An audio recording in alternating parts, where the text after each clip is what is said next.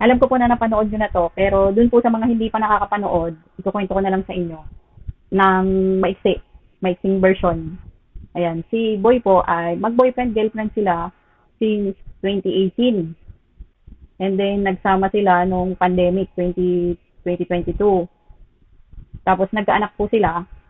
At nung December 2025, nagplano sila na magpakasal. Ayun, nag-prepare si babae ng mga requirements para sa kasal habang si lalaki nasa trabaho. And then 2 days bago ikasal, hindi makontak si Boy. Ang sabi ni Boy, hindi daw siya pinayagang mag-leave sa kanyang trabaho. Pero ang totoo, naka-leave pala siya. Hindi lang alam kung saan siya nandun.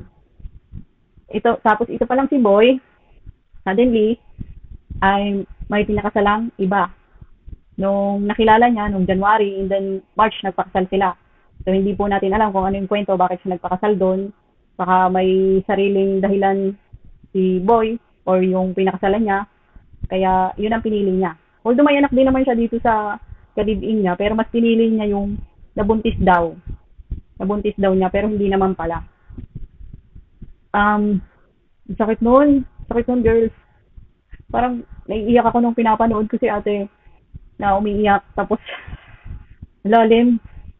Ayan nga. Ito lang masasabi ko sa inyo, boys. Please, please lang, pag-isipan yung mabuti, yung mga decisioning nyo sa inyong buhay. Lalo na kung may masasaktan kayong asawa or anak, kalibin man yan o girlfriend.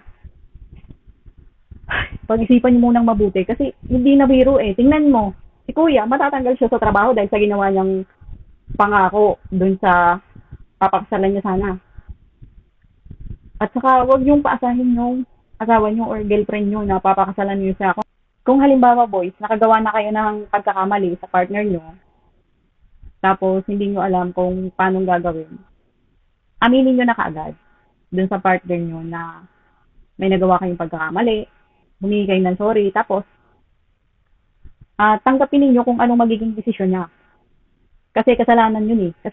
Kasalanan niyo yun. Kung bakit kayo, kung bakit ka naging, kasalanan mo kung bakit nangyari yun. So, kung ano magiging desisyon ng partner nyo, tanggapin niyo. Kasi, wala rin namang mangyayari kung patatagalin mo pa eh. Kung paasahin mo itong si girl, at the end, wala pa rin mangyayari. Sasaktan mo lang siya na mas masakit pa kumpara sa inamin mo siya nung una pa lang. At saka kung hindi kayo makatiis mga boys kasi malayo yung mga girlfriend nyo or asawa nyo, gumamit